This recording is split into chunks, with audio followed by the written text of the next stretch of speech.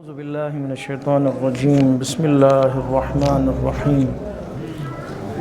الحمد لله رب العالمين، والصلاة والسلام على أشرف الأنبياء والمرسلين وعلى آله الطيبين الأطهرين، لا سيما بقية الله في الأرضين. روحي وأرواح العالمين له الفداء، واللعنة الأبدية على أعدائهم من الآن إلى قيام يوم الدين. أما بعد، فقد قال الله تبارك وتعالى في كتابه المجيد وفرقانه الحميد وقوله الحق. أعوذ بالله من الشيطان الرجيم. بسم الله الرحمن الرحيم. ثم قست قلوبكم من بعد ذلك فهي كالحجارة أو أشد قسوة وإن من الحجارة لما يتفجر منه الأنهار وإن منها لما يشقق فيخرج منه الماء وإن منها لما يهبط من خشية الله وما الله بغافل عما تعملون. قرآن مجید سورہ بقرہ کی 74 نمبر آیت. الحمدللہ خداوند متعال کی توفیق سے ہماری گفتگو یہاں تک پہنچی اور بہت ہی اہم موضوع ہے، اور موضوع کلام بنی اسرائیل اور بنی اسرائیل میں ایک اہم واقعہ جس کی طرف پچھلے آیات میں اشارہ ہوا، اسی کا تسلسل ہے آج کی آیت 74 نمبر آیت. ایک واقعہ ذکر ہوا، وہ واقعہ ایک شخص کے قتل کا واقعہ ہے. مقتول اور قاتل اور معاشرہ فتنے کا شکار ہونے والا ہے. اس قتل کی وجہ سے دو گروہ بن چکے ہیں، ایک وہ کہ جو قاتل کی طرف، اور ایک گروہ یا گروپ وہ کہ جو مقتول کی طرف. جو مقتول کی طرف ہیں وہ قاتل کے پیچھے ہیں کہ قاتل کا پتہ چلے، اور جو قاتل کی طرف ہیں وہ اس راز کو چھپا رہے ہیں کہ کون قاتل ہے. پروردگار عالم نے فرمایا واللہ مخرج ما کنتم تکتمون. اللہ آشکار کرنے والا ہے جو کچھ تم چھپاتے ہو. اللہ مخرج ہے، نکالنے والا ہے، برملا کرنے والا ہے، آشکار کرنے والا ہے. خدا کے ہاں تو کوئی چیز چھپی نہیں ہوتی. اگر انسان چھپانا چاہے تو خدا اس کو برملا فرما دیتا ہے. یہاں پہ جو واقعہ ہے اس کے بارے میں مفسرین نے دو نظریات پیش کیے ہیں، دو قسم کے، کہ اس کا تعلق کس سے ہے، یعنی اس قتل کا واقعہ کس وجہ سے رونما ہوا. قتل کا واقعہ چچا اور بھتیجے کے درمیان ہے، یعنی بھتیجا قاتل ہے اور چچا مقتول ہے. وجہ کیا؟ وجہ دو بیان کیے علماء کرام نے. پہلا مال اور دولت اور ارث کی وجہ سے. بہت عجیب چیز ہے یہ مال اور دولت، کہ انسان کو قتل پہ آمادہ کر دیتا ہے، جان لے لیتا ہے انسان. مال میں اتنی کشش ہے، اگر انسان کی تربیت نہ ہوئی ہو تو مال کے لیے ہر چیز وہ قربان کر دیتا ہے، مال کی خاطر ہر کام کرنے کے لیے تیار ہوتا ہے. لہٰذا کہا یہ گیا کہ بھتیجے کے پاس بہت مال ہے، چچا کے پاس بہت مالدار انسان، ثروت مند انسان، اور خداوند متعال نے ان کی عمر بھی طولانی کی. بھتیجا نہیں چاہتا کہ ان کی عمر طولانی ہو، کیونکہ تنہا وارث وہ بھتیجا ہے، اور یہ چاہتا ہے کہ جلدی یہ چلا جائے اس دنیا سے تاکہ میں مالک کے مال بن جاؤں، اس کا مالک بن جاؤں. لیکن خداوند متعال نے کیا یہ کہ اس کی عمر ہی طولانی کر دی. آخر میں اس نے شیطان اس پر حملہ آور ہوا اور یہ قتل پہ آمادہ ہوا، اپنے چچا کے قتل پہ، تاکہ اس کا مال ہڑپ کیا جائے. اس نے قتل کیا. قتل کرنے کے بعد لاش سڑک کے کنارے پھینکی، اور پھینکنے کے بعد حضرت موسیٰ علیہ السلام کے پاس پہنچا، فریاد کرتے ہوئے، روتے ہوئے، گڑ گڑاتے ہوئے، اے موسیٰ، اے نبی خدا، یہ بہت واقعہ عجیب رونما ہوا ہے، میرا چچا قتل ہو گیا ہے، آپ پتہ کریں یہ ظالم کون تھا، یہ ظالم کون ہے، آپ پتہ کروائیں، نبی خدا آپ پتہ کروائیں. ایک یہ ہے. اور دوسرا یہ کہ ان کے درمیان میں ایک لڑکی کے رشتے کا مسئلہ تھا. بھتیجا چاہتا تھا چچا کی بیٹی سے میری شادی ہو، چچا نے یہ رشتہ کہیں اور کر دیا، شادی ہو گئی، یہ گیا جی آپے سے باہر ہوا، تنگ آیا اور اس نے چچا کو قتل کیا. پھر اسی طرح لاش پھینکی اور موسیٰ علیہ السلام کے سامنے آیا روتے ہوئے، اے موسیٰ میری مدد کریں، ظالم کون ہے پتہ کروائیں. یہ واقعہ ہے. اب دیکھیں یہاں پہ ایک واقعہ ہے لیکن اس میں نقطہ کیا ہے، درس کیا ہے ہمارے لیے، اس کا تعلق ہم سے بھی ہے۔ گیا کہاں؟ ظاہراً یہ لگ رہا ہے کہ موسیٰ علیہ السلام کا ماننے والا ہے، ورنہ موسیٰ علیہ السلام کے پاس نہ جاتا، یہ کہیں اور چلا جاتا، کسی جج کے پاس چلا جاتا یا کسی اور کے پاس چلا جاتا۔ لیکن آنا اس کا حضرت موسیٰ علیہ السلام کے پاس، اس کا مطلب ہے موسیٰ علیہ السلام کو نبی مانتا ہے، اور یہ کہہ کیا رہا ہے، اے موسیٰ پتہ کروائیں کہ یہ ظالم کون ہے، حالانکہ قاتل خود ہے۔ اب اس سے کیا پتہ چلتا ہے؟ یعنی اس کو نہ موسیٰ علیہ السلام کی معرفت ہے، نہ موسیٰ کے خدا کی معرفت ہے۔ جب موسیٰ کو ماننے والا ہے تو موسیٰ کے اللہ کو بھی ماننے والا ہے، لیکن دونوں کی معرفت نہیں ہے۔ اس پورے واقعے میں آپ یہ دیکھیں گے کہ اللہ کا ماننے والا اور اللہ کے نبی کا ماننے والا اس قدر جاہل ہے، اس قدر علم نہیں رکھتا، وہ اس قدر وہ نالائق ہے، اس کو یہ بھی نہیں پتا کہ وہ موسیٰ اللہ کا نمائندہ ہے، نبی خدا ہے، علم خدا رکھنے والا ہے، چاہتا ہے تو جان سکتا ہے وحی کے ذریعے سے، اور وہ اللہ جانتا ہے، وہ تو خبیر اور علیم ہے، وہ تو علیم ہے، وہ تو خبیر ہے، وہ تو دلوں کے راز بھی جاننے والا ہے۔ یہاں کہ آپ آ کر یہ کہنا کہ موسیٰ یہ ہو گیا ہے اور آپ جو ہے نا قاتل کا پتہ کروائیں، اس کا مطلب ہے جاہل ہے، اس کا مطلب ہے نہیں پتہ، اس کو نبی کی معرفت نہیں جانتا، نبی کے علم کو نہیں جانتا،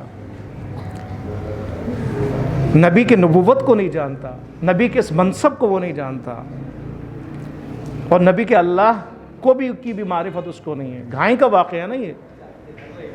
آخر میں خداوند متعال یہ درخواست جب موسیٰ علیہ السلام کے بعد لے گئے کہ پتہ کروائیں کون ہے، چھپانا چاہ اس کے ساتھ جو لوگ ہیں وہ بھی چھپانا چاہ رہے تھے، تو خدا کے حکم سے یہ آرڈر آیا کہ گائے کو ذبح کریں۔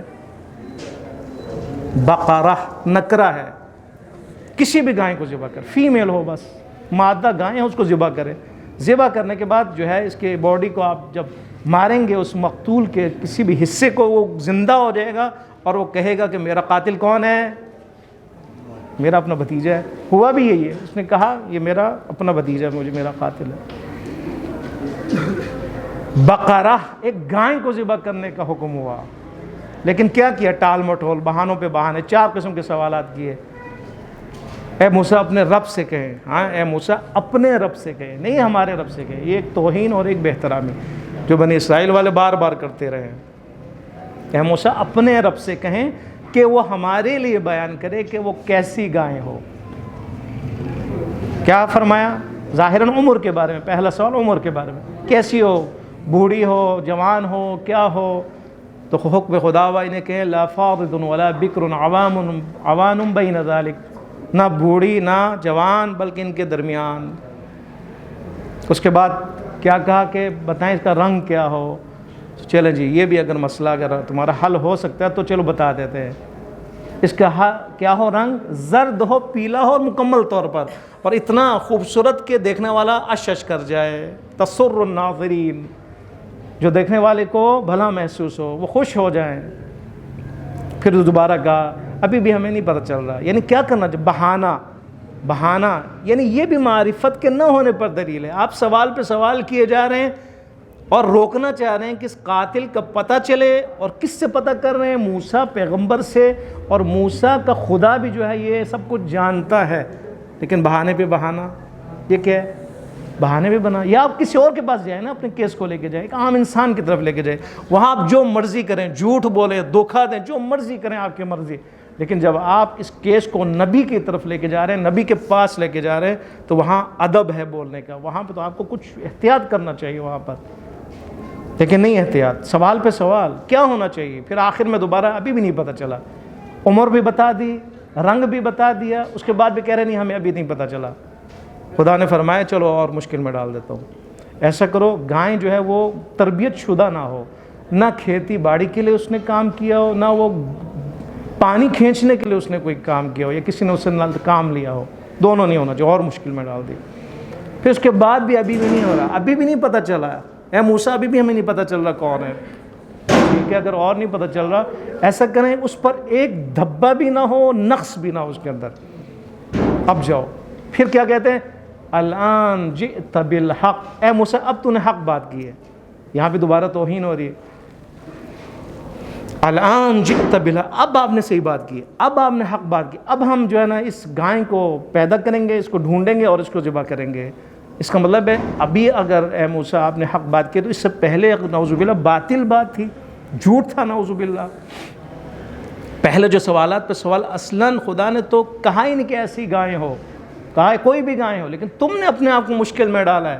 امام رضا علیہ الصلوۃ والسلام کا قول ہے، اللہم صلی محمد، اس کے بارے میں فرماتے ہیں وَلَكِنْ شَدُّوا فَشَدَّ اللَّهُ عَلَيْهِمْ، 8ویں امام فرماتے ہیں لیکن انہوں نے اپنے آپ کو سختی میں ڈالا ہے، ورنہ کسی بھی گائے کو ذبح کرنا تھا۔ وَلَكِنْ شَدُّوا، انہوں نے اپنے آپ کو مشکل میں ڈالا، انہوں نے مشکل میں ڈالا، پھر اللہ نے ان کو مشکل میں ڈالا ہے۔ انہوں نے اپنے آپ کو مشکل میں ڈالا، کسی گائے کو ذبح کرتے نہیں کیا، مشکل میں پھنس گئے۔ گائیں ایک شخص کے پاس، وہ گائیں جس کے صفات بیان ہو، ایک شخص کے پاس، وہ بھی ایک جوان ہے،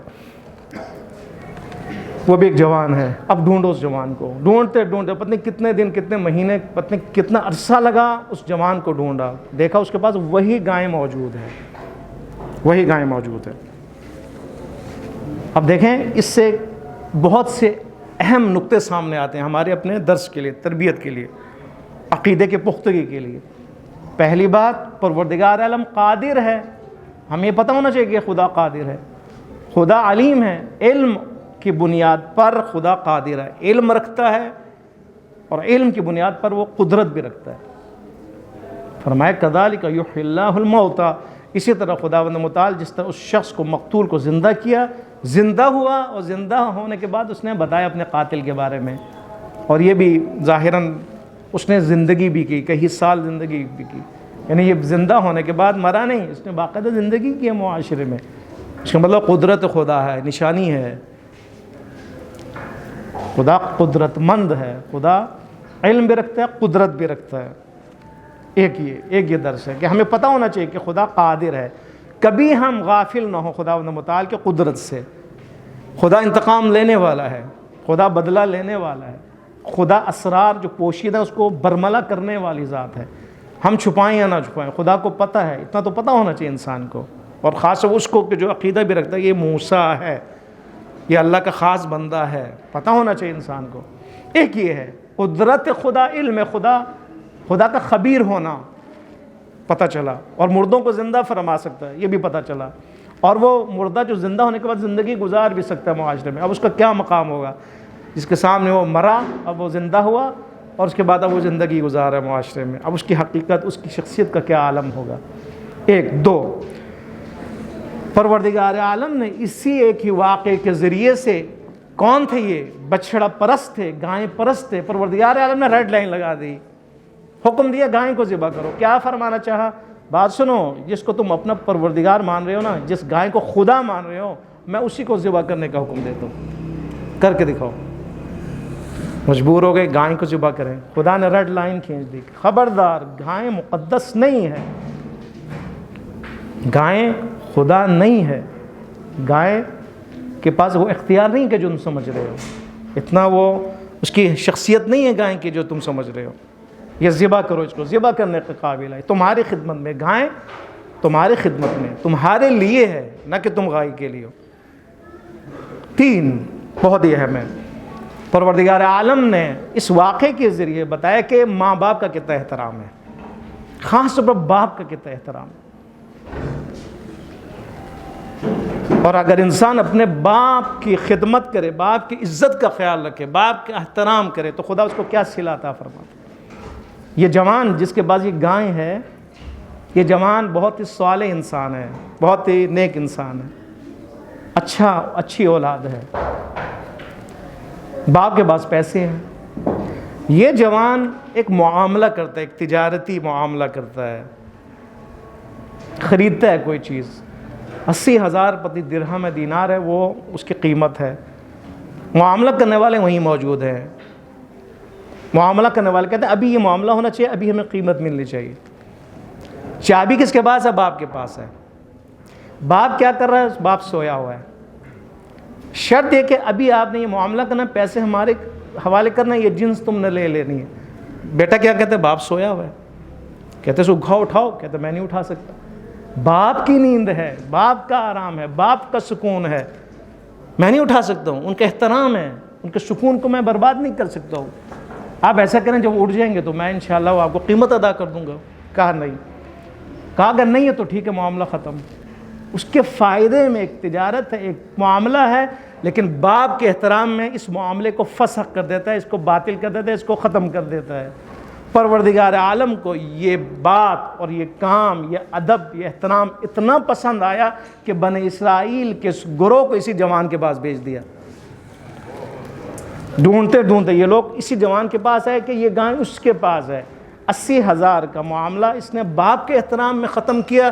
پروردگار عالم نے اتنا مال دیا کہ ختم نہ ہونے والا ہو۔ انہوں نے کہا ہمیں یہ گائیں چاہیے۔ کہا اگر یہ گائیں چاہیے تو اس کی قیمت بہت زیادہ ہے۔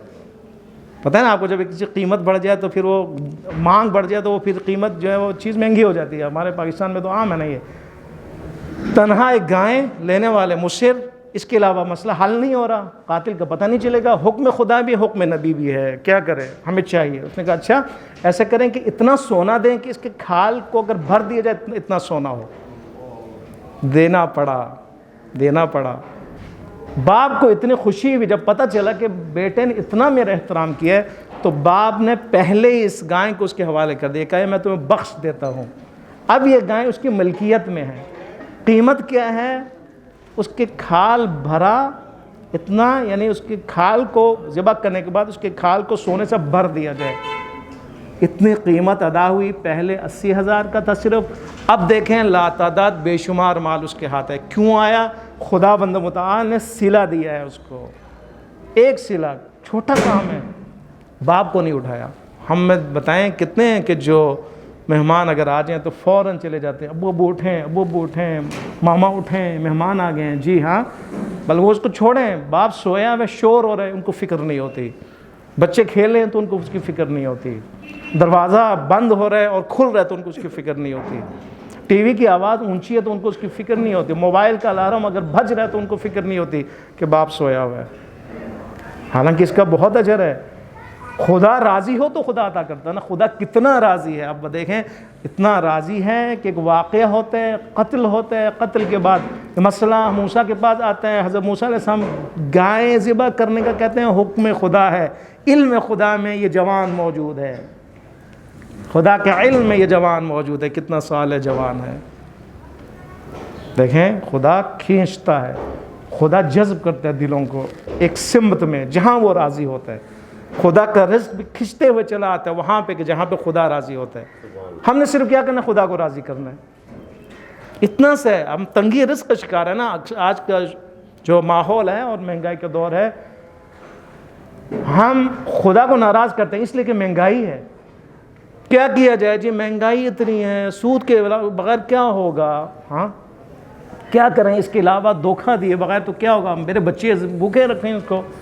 جبکہ کیا ہے، رزق اللہ کے ہاتھ میں ہے۔ اللہ کو خوش کرو، رزق تمہارے پیچھے، رزق نے تمہیں ڈھونڈ کے آنا ہے اور اللہ نے رزق کو تمہارے پیچھے لگا دینا ہے، نہ کہ تم نے رزق کے پیچھے جانا ہے۔ مومن یعنی مومن نے خدا کو راضی کرنا ہے اور وہ خدا اس کے رزق کا گارنٹی دینے والا ہے، انشور کرنے والا ہے اس کے رزق کو۔ جتنا انسان خدا کو راضی کرے گا خدا اس کو رزق دے گا۔ سب سے بڑا رزق سکون ہے عزیزان محترم۔ ضروری نہیں کہ رزق مراد مال و دولت کے انبار ہوں اور اس کے بینک بیلنس بھرے ہوئے ہوں، گھر میں 10 گاڑیاں ہوں، نوکر ہوں، چاکر ہوں، یہ نہیں ہے رزق، یعنی سکون۔ اگر آپ کو سکون ہے، سکون اس بات پر کہ میں اللہ کو راضی کر رہا ہوں اور جانے میں نے اسی اللہ کے پاس ہے، جب میں راضی کر رہا ہوں اس اللہ کو تو اس کے پاس جانے میں کیا ڈر ہے، سکون ہے، اسی کو سکون کہا جاتا ہے۔ اگر میرے ہاتھ میں کچھ بھی نہیں تو مجھے کیا پریشانی ہے، میں تو اس کو راضی کر رہا ہوں۔ اگر خدا نے میرے سے اولاد چھین لیے، کوئی نعمت چھین لیے تو کیا ڈر ہے، خدا راضی تو ہے نا، یہ سکون ہے۔ سب کچھ ہے لیکن بے سکون ہے، کیوں؟ اس نے کہ خدا الا بذکر اللہ تطمئن القلوب، آگاہ رہو، خبردار، خدا کی یاد میں سکون ہے، اطمینان قلب ہے۔ یہ فارمولہ ہے دین کا دیا ہوا اس انسان کے لیے کہ جو سکون کی تلاش میں ہے۔ اس انسان کے لیے کہ جو ہر کام کرتا ہے، محنت کرتا ہے، مشقت کرتا ہے، جاتا ہے، دفتر میں جاتا ہے، مارکیٹ میں جاتا ہے، دکانوں پہ جاتا ہے، کارخانہ چلا رہا ہے، تجارت کر رہا ہے، پڑھ رہا ہے، کیوں؟ سکون اس کے اور اس کے بچوں، بیوی بچوں کے لیے سکون کا باعث بنے۔ خدا نے فرمایا فارمولہ یاد رکھو، الا بذکر اللہ تطمئن القلوب، خدا کو یاد، یعنی خدا کو یاد، خدا کو راضی کرو، تمہارے لیے سکون ہی سکون ہے، اس جہاں میں بھی سکون ہے، اس جہاں میں بھی سکون ہے۔ اب دیکھیں رسول خدا صلی اللہ علیہ وآلہ وسلم، یہ حدیث دیکھیں اسی کے بارے میں، اسی نیک صالح شخص کے بارے میں کہ اس نے ایک نیکی کی، والد کے بارے میں، اس کے بعد میں رسول اللہ کیا فرماتے ہیں؟ انظروا الی البر ما بلغ باہلہ، انظروا، اے انسانوں دیکھو نیکی کی طرف، نیکی کرتی کیا ہے انسان کے ساتھ، انظروا الی البر، نیکی کے اندر وہ پوٹینشیل موجود ہے، وہ انسان کو کہاں سے کہاں پہنچا دے۔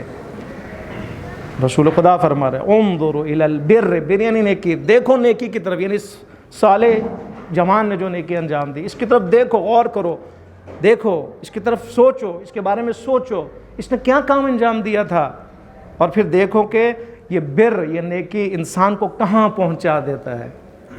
لیکن ہونا کیا چاہیے؟ نیکی ہی ہونی چاہیے، اخلاص کے ساتھ ہونا چاہیے۔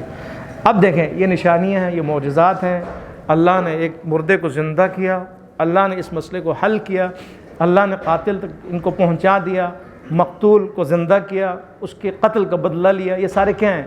خدا کے معجزات ہیں نا، نشانیاں خدا کی۔ اس کے بعد آیا بنی اسرائیل کو سخت دل ہونا چاہیے یا نرم دل ہونا چاہیے تھا؟ 74 نمبر آیت نے اسی کی طرف اشارہ کیا، ثم قست قلوبکم من بعد ذلک، اس کے بعد تمہارا دل سخت ہو گیا، اتنا سخت کہ پتھر سے بھی سخت ہو گیا، بجائے کہ ایمان میں تازگی آئے، بجائے اس کے کہ دل سخت نرم ہو جائے، اس کے بعد تمہارا دل سخت ہوا، کل حجارتی، پتھر کی طرح۔ پھر خدا نے فرمایا او اشد قسوہ، بلکہ پتھر سے بھی زیادہ سخت تمہارا دل ہو گیا۔ انسان کبھی یہ ہوتا ہے، سخت ہو جاتا ہے، دل اس کا سخت ہو جاتا ہے، بجائے کہ نرم و سخت ہو جاتا ہے، مال کی وجہ سے، جنسی خواہشات کی وجہ سے، تمناؤں، ناجائز تمناؤں کی وجہ سے، جس طرح یہاں پہ ہوا ہے۔ بھتیجے کا دل سخت ہے چچا کے لیے، کیوں؟ یا مال و دولت کے حصول کی وجہ کے لیے، یا جنسی خواہش کے لیے، فلان عورت کو وہ میری تمنا ہے، وہ مال میری تمنا ہے، چاہے جائز ہو چاہے ناجائز ہو۔ تو کس نے کہا کہ آپ جو تمنا کرے وہ پوری ہو؟ مصلحت خدا کہاں جائے گی؟ خدا کی مرضی کہاں جائے گی؟ وہ اس کا مطلب ہے آپ کی 100% مرضی ہے، وہ خدا یعنی جو آپ کے اوپر ہے، جس کی نظریں آپ کے، اس کا کوئی اختیار نہیں ہے۔ اب المومن کیا فرماتے ہیں؟ میں نے اپنے ارادوں کو ٹوٹنے کے ساتھ خدا کو پہچانا ہے، یعنی میرا ارادہ نہیں ہے، خدا کا ارادہ ہے۔ اللہ کو علی نے پہچانا اپنے ارادوں کے ٹوٹنے کی وجہ سے، اس کا مطلب ہے ایک ارادہ ہے مافوق ارادہ ہے میرے ارادے کے۔ تو یہاں پہ بھی ہے، میرے آرزو پورے نہیں ہوتے، کس نے گارنٹی دی کہ تمہیں پیدا کیا کہ تمہارے ہر آرزو پوری ہو؟ پھر وہ خدا کے اختیار کہاں جائے گا؟ خدا کی مصلحت کہاں جائے گی؟ خدا کی مرضی کہاں جائے گی؟ خدا کی قدرت کہاں جائے گی؟ خدا کے نظام کہاں جائے گا پھر؟ لہٰذا انسان اتنا سخت ہو جاتا ہے، اس کا دل اتنا سخت ہو جاتا ہے۔ پھر آگے خدا نے اس کی وجہ بتائی، انسان کا دل کس طرح سخت ہو جاتا ہے، پتھر سے زیادہ سخت، کہ پتھر کی مانند کیسے انسان کا دل ہو جاتا ہے؟ پتھر ہی ان سے افضل ہو جاتا ہے، پتھر بہتر ہے اس سے۔ پتھر کی سختی، ہر سختی کے باوجود پھر بھی اس کے سخت دل سے نرم ہے، خدا یہ بتانا چاہ رہا ہے۔ یعنی انسان اتنا گر جاتا ہے، حیوان سے بھی پستر ہو جاتا ہے، اگر اس کا دل اور قلب کی اگر تربیت نہ کی جائے تو اس کا قلب پتھر یا پتھر سے زیادہ سخت ہو جاتا ہے۔ کیسے؟ وَإِنَّ مِنَ الْحِجَارَةِ لَمَا يَتَفَجَّرُ مِنْهُ الْأَنْهَارُ، پتھر ہے، ٹھیک ہے پتھر ہے، لیکن کیا ہوتا ہے؟ ہم نے دیکھا ہے کہ پتھروں سے نہریں بھی جاری ہوئی ہیں، پتھروں سے چشمے بھی جاری ہوئے ہیں۔ حضرت موسیٰ علیہ السلام نے عصا مارا، پتھر نے اثر کیا، چشمے جاری ہوئے، ایک چشمہ نہیں 12 چشمے جاری ہوئے۔ خداوند متعال فرما رہا ہے پتھر اور چٹان اتنی سختی کے باوجود عصائے موسیٰ کے اثر کو قبول کرتا ہے، پتھر اور وہاں چشمے جاری ہوتے ہیں، لیکن یہ انسان عصائے موسیٰ جو پتھر پہ اثر کر رہا ہے کلام موسیٰ کو قبول کرنے کے لیے تیار نہیں۔ موسیٰ کا عصا پتھروں پر اثر انداز ہو رہا ہے، لیکن کلام موسیٰ انسانوں پہ اثر انداز نہیں ہو رہا۔ سختی اسی کو کہا جاتا ہے نا۔ بہت سے پتھر ایسے ہیں کہ وہاں سے نہریں جاری ہوتی ہے، لیکن انسان نہیں، نہریں جاری نہیں ہوتی، وہ موم نہیں ہوتا، وہ نرم نہیں ہوتا، پتھر نرم ہو جاتے ہیں۔ دوسری علت یعنی پتھر سے سخت ہو جاتے ہیں ان کے دل، یہ اس سے زیادہ اس کے لیے جو علامتیں وہ کیا یہ بیان کر رہے ہیں خداوند متعال۔ اللہ کا کلام ہے نا، اللہ کا کلام ہے۔ پتھر سے زیادہ سخت انسان کیسے ہوتا ہے؟ اس لیے کہ پتھر اور چٹانوں سے کبھی کبھی چشمے جاری ہوتے ہیں۔ دو، وَإِنَّ مِنْهَا لَمَا يَشَّقُّ، اور بہت سے ایسے پتھر دیکھیں گے کہ جو شق ہو جاتے ہیں، شق ہونے کے بعد وہاں سے پانی جاری ہوتا ہے۔ کبھی پتھروں چٹانوں سے نہریں جاری ہوتی ہیں، کبھی پتھر شق ہوتا ہے، شکافتہ ہو جاتا ہے، ٹوٹتا ہے، اس میں لکیر پڑتی ہے، شکاف آتا ہے اس کے اندر، اور وہاں سے پانی جاری ہوتا ہے۔ لیکن یہ انسان اتنا سخت ہو جاتا ہے یہ حق بات کرنے کے لیے تیار نہیں ہوتا۔ پتھر سے پانی جاری ہوتا ہے لیکن اس سے حق جاری نہیں ہو سکتا۔ پتھر ٹوٹ جاتا ہے، اس کا دل نہیں ٹوٹتا، اس کا دل کے اندر درد پیدا نہیں ہوتا، احساس پیدا نہیں ہوتا۔ پتھر نے ٹوٹ جانا ہوتا ہے لیکن اس کا دل اتنا سخت ہو جاتا ہے کہ احساس نہیں ہے، درد نہیں ہے، درد دل اس کے اندر نہیں ہے۔ لوگ مر رہے ہیں، لوگ محتاج ہیں، لوگ چیخ رہے ہیں، ظلم ہو رہا ہے، سب کچھ ہو رہا ہے، لیکن لوگوں کے اندر وہ درد نہیں ہے۔ پاکستان لٹ رہا ہے لیکن انسان کے درد نہیں ہے، آرام سے لوگ سکون بیٹھے ہوئے گھروں میں۔ وَإِنَّ مِنْهَا لَمَا يَهْبِطُ، اور ایک علت دوبارہ بیان فرما رہے ہیں، بہت سے کبھی ایسا ہوتا ہے کہ یہی پتھر جو سخت ہے اللہ کے خوف سے گر پڑتے ہیں۔ پتھر اور چٹان اللہ کے خوف سے گرتے ہوئے نظر آتے ہیں۔ وَإِنَّ مِنْهَا، ان پتھروں میں سے بعض یقیناً وہ ہیں کہ جو يَهْبِطُ مِنْ خَشْيَةِ اللَّهِ، اللہ کے خوف سے گر جاتے ہیں، پہاڑوں سے گرتے ہوئے نظر آتے ہیں۔ یہ کیا اللہ کے خوف سے ہے، لیکن انسان کے اندر اتنا خوف بھی نہیں ہوتا کہ وہ گر جائے۔ دیکھیں نا آپ نے، چٹان زلزلہ جب آتا ہے تو پتھر گر پڑتے ہیں، خوف تکوینی ان کے اندر موجود ہوتی ہے۔ آتش فشاں جب ہو تو کتنے بڑے بڑے چٹان جو ہے وہ الگ ہو کر فضا میں بکھر جاتے ہیں،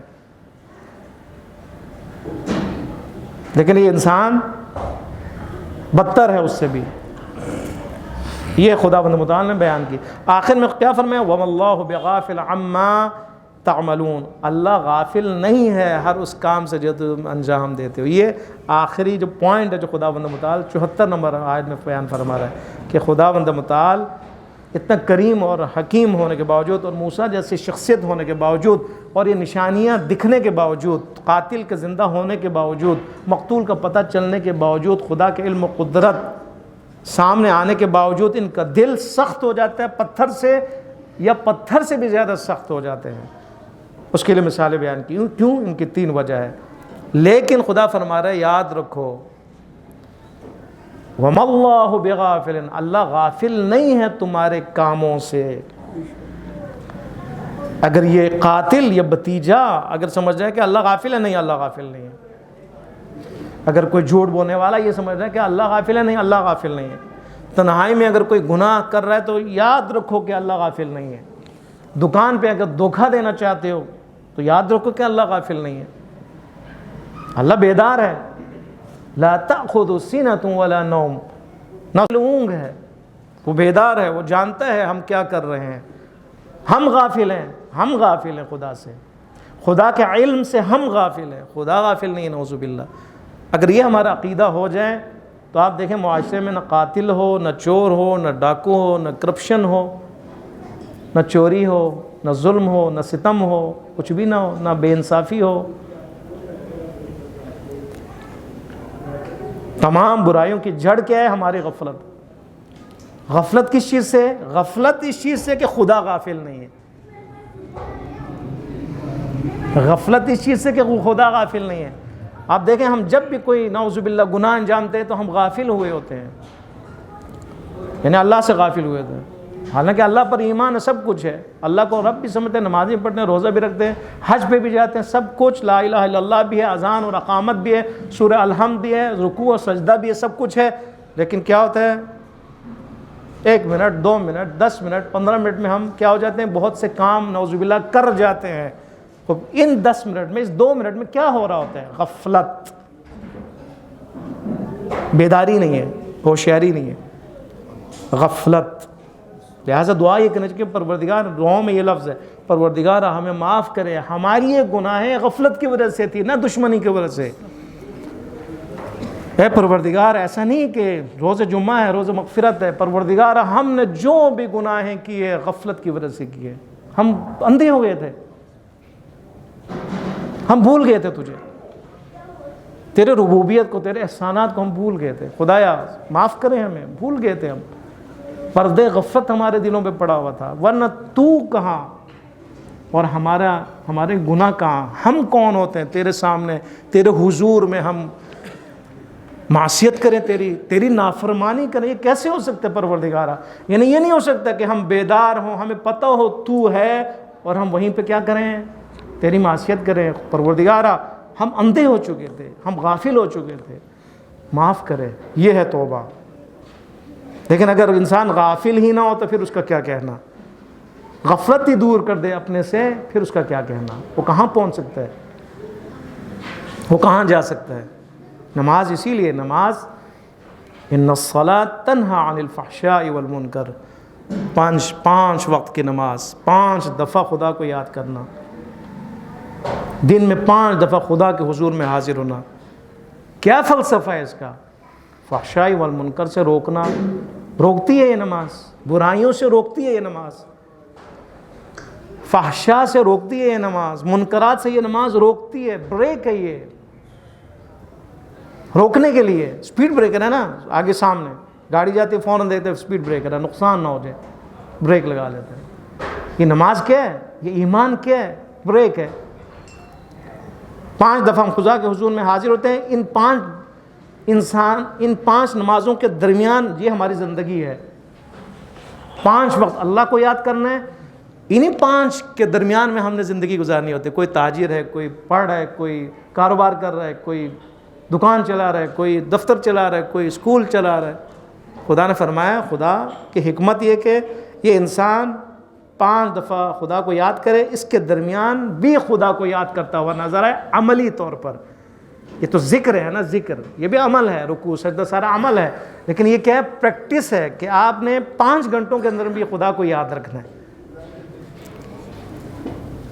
ٹھیک ہے، نمازوں کے درمیان بھی خدا کو یاد رکھنا. یعنی یہ نورانیت جو نماز سے آپ کو ملی ہے، یہ نورانیت اس 4 5 6 گھنٹوں میں باقی رہے، تب یہ انسان بن جاتا ہے. پھر یہ بیدار انسان ہے، پھر یہ غافل نہیں ہے، پھر یہ اس کا دل سخت نہیں ہے، اس کا دل نرم ہوتا ہے. پھر یہ انسان جو ہے درد دل کے ساتھ قیام کرتا ہوا نظر آتا ہے، پھر یہ میدان میں نظر آتا ہے.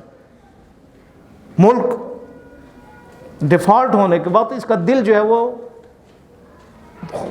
اپنے ملک کے لیے، اپنے وطن کے لیے وہ کیا، اس کا سکون برباد ہو جاتا ہے. لیکن ہمارا سکون کیا ہے؟ نہیں. چور آئے ہیں، چور جو ہے نا وہ لوٹ رہے ہیں، چور برملا کہہ رہے ہیں، چور برملا ظلم کر رہے ہیں، لیکن ہم نکلنے کے لیے تیار نہیں ہیں. نکلیں، سڑک پر نکلنے کا ٹائم ہے. یہ قیام اسی کو کہا جاتا ہے نا، یعنی ظلم کے خلاف قیام.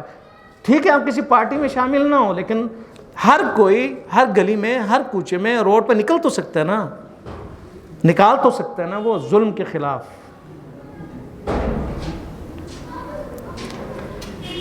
اپنے لیے، اپنے بچوں کے لیے، اپنے وطن کے لیے،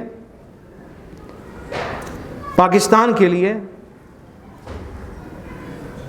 وہ درد ہمارے اندر پیدا ہونا چاہیے.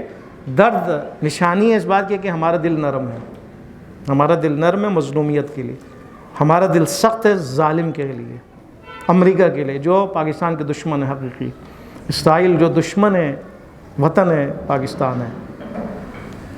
اس وقت کفار اور منافقین کا گٹھ جوڑ ہے، ایک پیج پر ہے، پاکستان کو تباہی تک پہنچانے کے لیے، پاکستان کو ختم کرنے کے لیے، توڑنے کے لیے. کو یہاں پہ ہمیں کیا کرنا ہے؟ ہم نے بیدار ہونا ہے. ہمیں انشاءاللہ پروردگار عالم بحق محمد و آل محمد و بحق قرآن اگر ہمارا دل سخت ہے پروردگارہ اس دل کو، اس قلب کو پروردگارہ نرم فرما،